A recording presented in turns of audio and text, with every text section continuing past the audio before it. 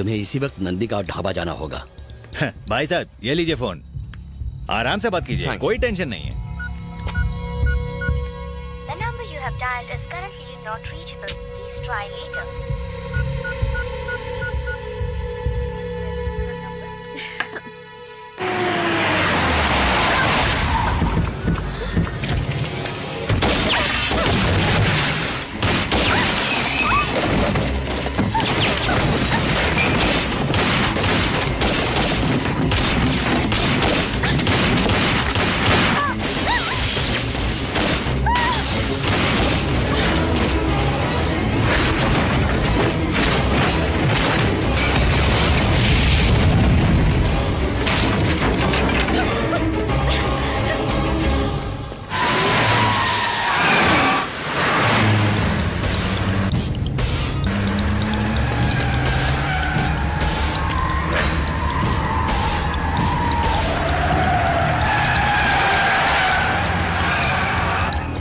अंदर बैठो जल्दी।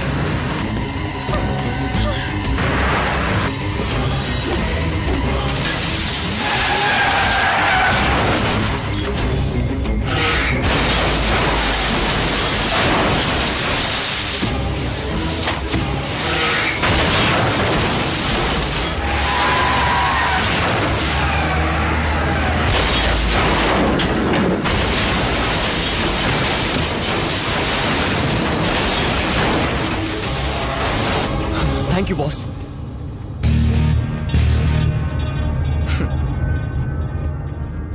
You are welcome boss. तुम यहाँ? हाँ पार्टनर, मैं। साले गाड़ी रोक पहले।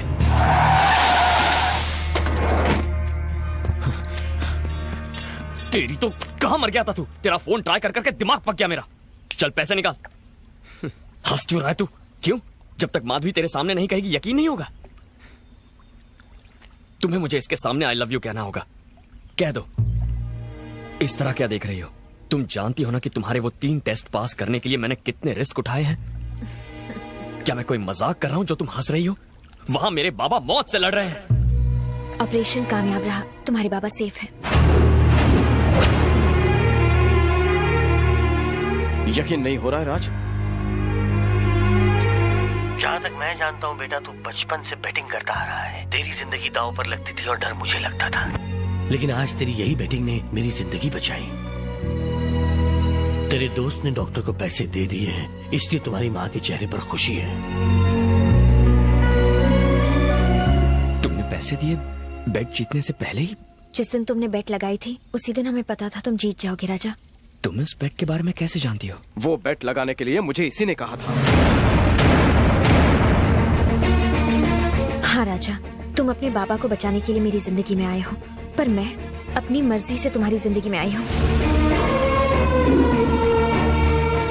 मैं 13 साल से हर बेट जीत कर भी हारती आई हूँ, लेकिन तुमने जिंदगी की हर बेट जीती है। दूसरों को हमेशा मदद करने का तुम्हारा स्वभाव मेरे दिल को छू गया।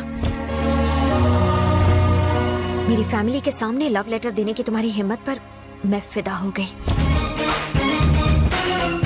मेरे घर में आकर मुझे गुलाब देकर तुमने बहादुरी दिखाई। मुझे सिक्योरिटी से आजाद करवा के इस दुनिया से रूबरू करवाया जिससे मैं बेखबर थी।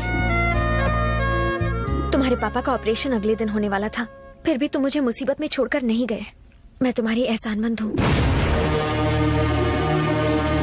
तुम्हारे अंदर 100 लोगों का गुरूर है, 1000 लोगों की ताकत है और लाखों लोगों का दिमाग है तुम में। इसीलिए मैंने अपने बचपन के खास दोस्त जेम्स को तुम्हारे पास भेजा। बैटिंग तो सिर्फ बहाना था तुम्हारे पास आने का।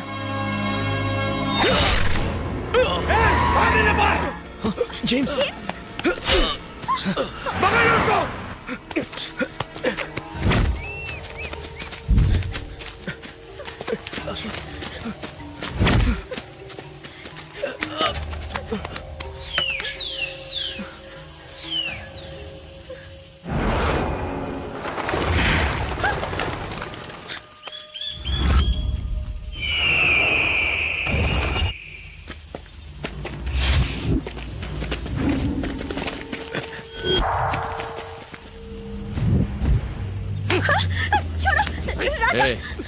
हाथ छोड़ दे वरना तुझे जान से मार दूंगा।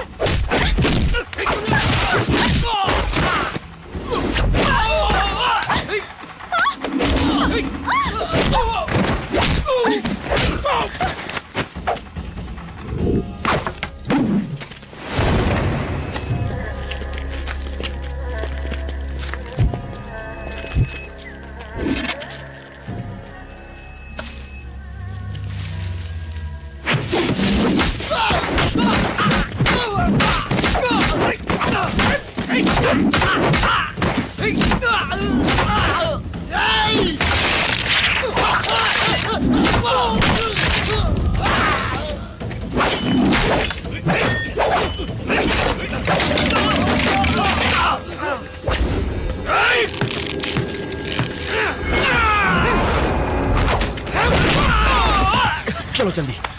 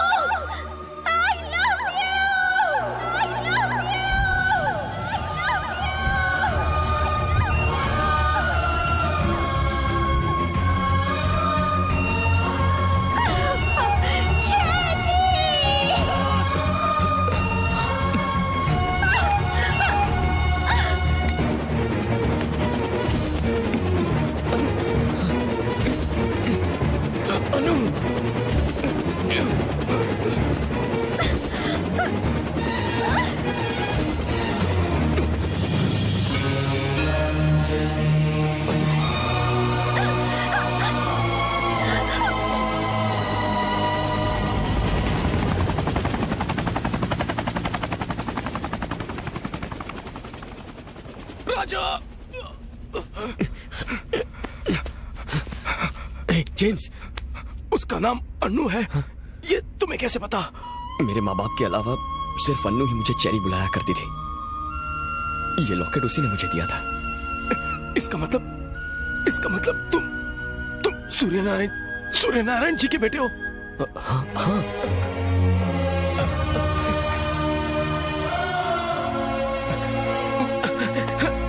ओह गॉड, एक मिनट।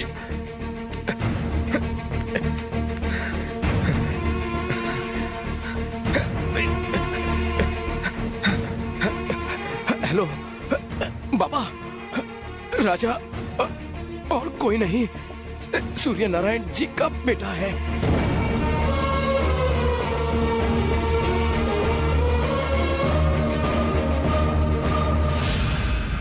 चलो हॉस्पिटल चलते हैं। मेरा जिंदा रहना उतना जरूरी नहीं है जितना तुम्हारा सच जानना जरूरी है। तुम एक बहुत बड़ी सच्चाई से बेखबर हो। तुम्हारे पिताजी ने जो पूजा करवाई थी उसमें जो हादसा हुआ था वो हादसा नहीं था, वो धमाका जानबूझकर करवाया गया था। अपना गांव रायदुर्ग, जिसकी कुल देवी भवानी थी, पर गांव के जीते जागते भगवान तो तुम्हारे पिताजी थे। विजय प्रताप और तुम्हारे पिताजी कॉलेज के जमाने से ही जिगरी दोस्त थे। उन दोनों की सच्ची दोस्ती की वजह से तुम्हारे पिताजी के कहने पर विजय प्रताप जी ने अपनी 3000 एकड़ की जमीन रायदुर्ग के किसानों को खेती करने के लिए लीज पर दे दी।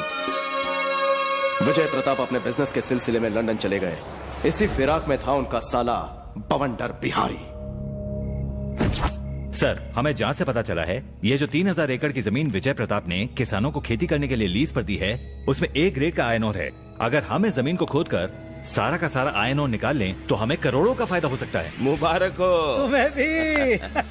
किसानों को पता न चले इसलिए हम उसे पावर प्रोजेक्ट का नाम देंगे, लेकिन उसकी आड़ में चलेगा अपना धंधा और किसानों को फंदा। उन्होंने किसानों को मजदूरी छोड़कर अमीर बनने के सपने दिखाना शुरू कर दिया और लोगों को गोनी भरकर पैसे देने का वादा किया। अगर फैक्ट्री बन गई तो हमारे बच्चों का भविष्य संवर जाएगा। तुम्हारे पिताजी ने उन्हें समझाने की बहुत कोशिश की कि वो प्रोजेक्ट बोगस है और वो आयरन ओर के लिए जमीन हथियाना चाहते हैं, पर भोले भाले गांव वाले बवंडर के झांसे में पूरी तरह से आ चुके थे। हमें कोई परवाह नहीं है कि वो क्या करने वाले हैं। हमें बच्चों का भविष्य देखना है। हमें माफ कर दीजिए।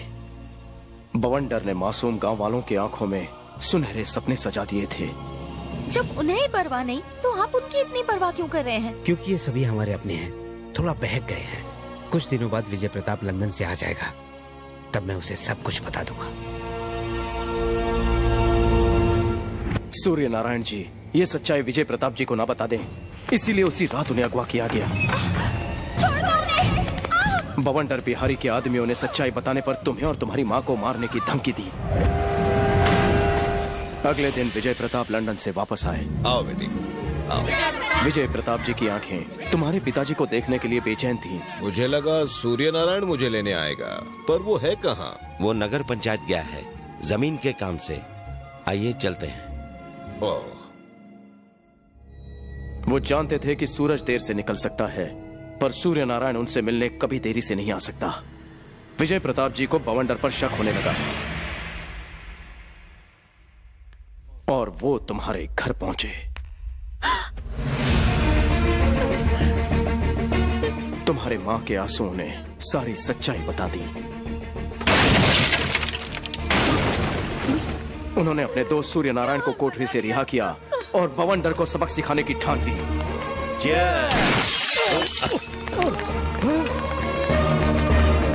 जीजा जी, खामोश! बवंडर, यहाँ से अभी निकल जाओ। बवंडर ने जगह तो छोड़ दी, मगर जमीन का लालच ना छोड़ पाया। अब ये जमीन सिर्फ और सिर्फ किसानों की होगी। अब कोई लीज नहीं होगी। आने वाली पूनम की रात को मेरी बेटी माधवी का जन्मदिन है और उस दिन देवी दुर्गा भवानी के महायज्ञ में मैं जमीन के सारे पेपर्स अपनी बेटी के हाथों से किसानों में बांट दूंगा। अगर आप ऐसे हालात में उनकी फैमिली पर हमला करेंगे तो सारी प्रॉपर्टी ट्रस्ट के नाम हो जाएगी। अरे ये मोटी मोटी किताबें लेकर क्या कर रहे हो तुम? कोई रास्ता ढूंढो। एक रास्ता है। विजय प्रताप की मौत के बाद प्रॉपर्टी उनकी बेटी की होगी। हाँ तो हमें उसके बालिग होने का इंतजार करना पड़ेगा और उसके बाद उसके एक ही दस्तखत से सारी प्रॉपर्टी आपकी। अगली सुबह किसानों को जमीन लौटाई जाने वाली थी। पूरा गांव खुश था जैसे कोई त्योहार हो, पर जैसे ही तुम फूल लेने गए वो हुआ जो किसी ने नहीं सोचा था।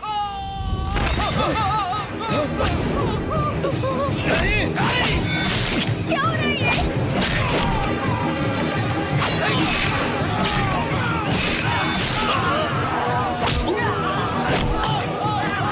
सूर्या!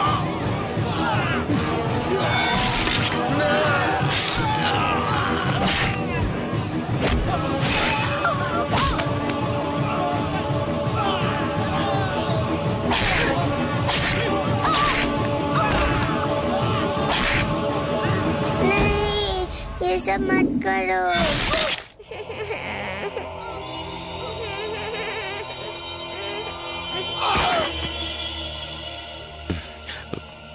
रो मत बेटा, आज से मैं मामा नहीं तुम्हारा पापा हूँ। बवंडर बिहारी ने माधवी को गले लगाया और उसकी जायदाद का बाप बन बैठा।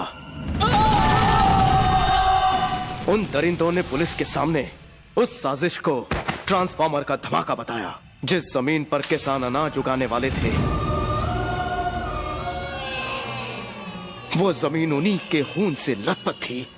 तुम्हारे पिताजी उस जमीन के लिए लड़े और उसी के लिए अपनी जान कुर्बान कर बैठे।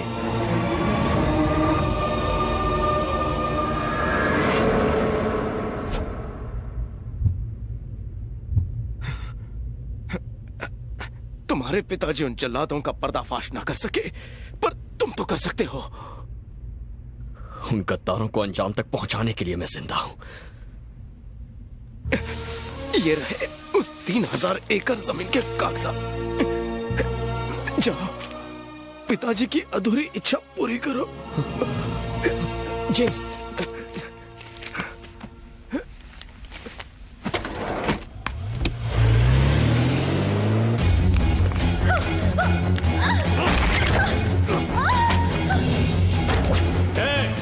बवंडर बिहारी को फोन लगा।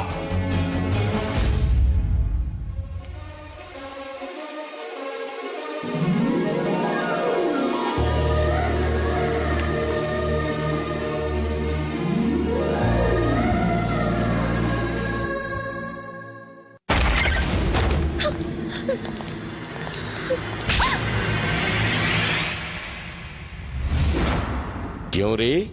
मेरा जरा सा भी डर नहीं है? तू मेरा कोई नहीं है, ये मैं जानती थी। तू वो राक्षस है जिसने मेरे डैडी को मार डाला। तुझसे क्या डरना।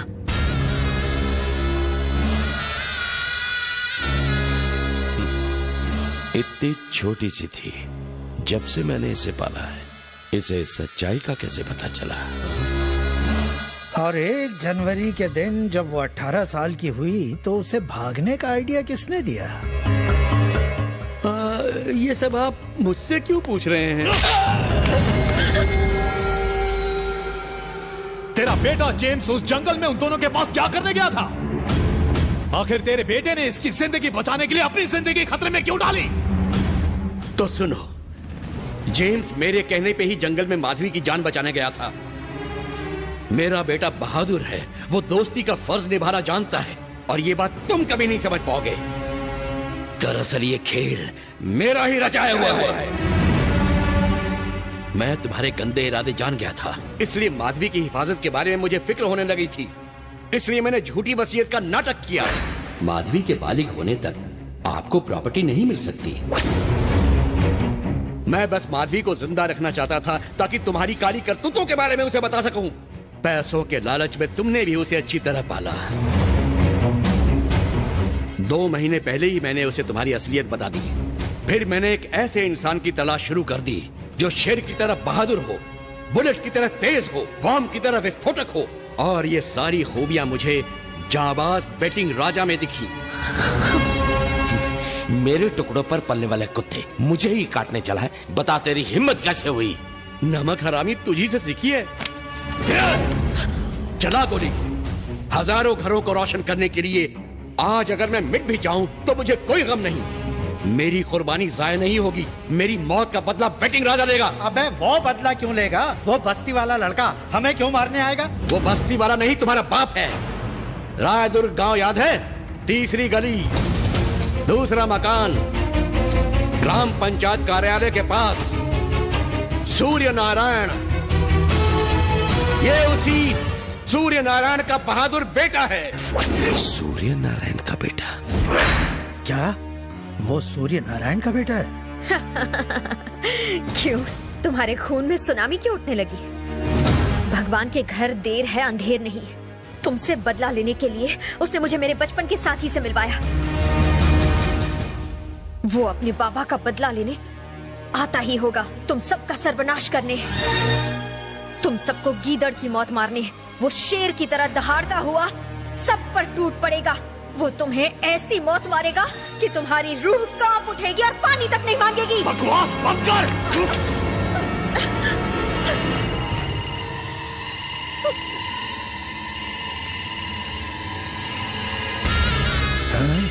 इसके बेटे का फोन है। ले बात कर उससे बोल कि जमीन के सारे कागजात लेकर रायदुर्ग पहुंच जाए और फिर हम उसे उसके बाप के पास पहुंचा देंगे। बुला उसे वरना इसे मार डालेंगे। बुला उसे, बात कर उससे।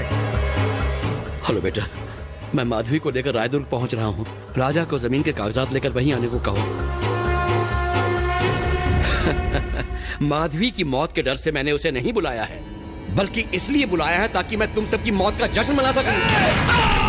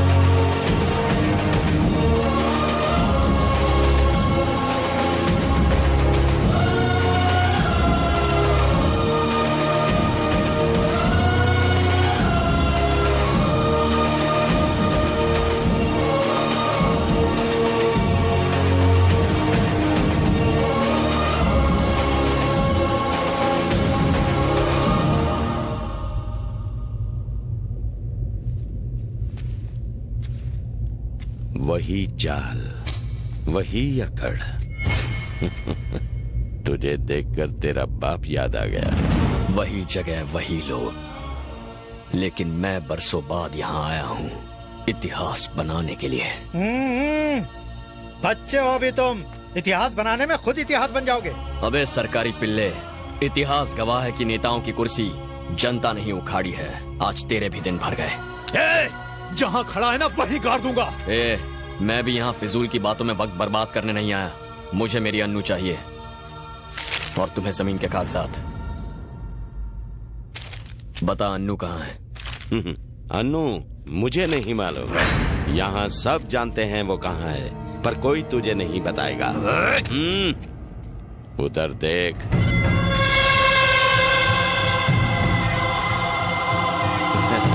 क्या बात है, 13 साल पहले इन्हें लगा कि सूर्य नारायण का बेटा मर चुका है, पर जैसे ही इन्हें पता चला कि तू जिंदा है, दौड़ते चले आए। हमें जमीन चाहिए और इन्हें तुम अपने बाप की अधूरी इच्छा पूरी करोगे ना? वाह। सुना है तुम बैटिंग के बहुत बड़े राजा हो और कोई भी बैट कभी हारते नहीं हो। जीतना तुम्हारी फितरत है। तो चलो एक बैट हम भी लगाते हैं। अगर तुम ये बैट जीत गए तो अनु भी तुम्हारी और प्रॉपर्टी भी तुम्हारी। जिस पिता ने सिर्फ मुझे पाला है उसके लिए मैंने जान दांव पर लगा दी, तो तू सिर्फ सोच कि अपने सगे पिता के लिए मैं कितनों की जान ले सकता हूँ। तुम्हें किसी की जान लेनी नहीं है, जान बचानी है। अब देखना यह है कि 10 मिनट में मरने वाले को तुम कैसे बचाते हो। जानना चाहेगा 10 मिनट में कौन मरने वाला है?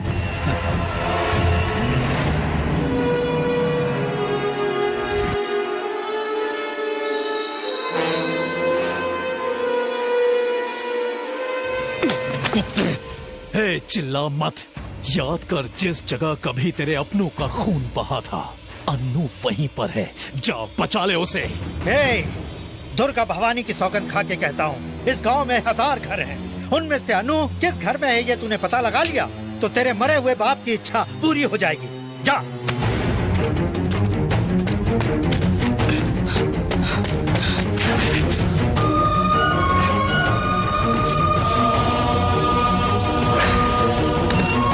अनु!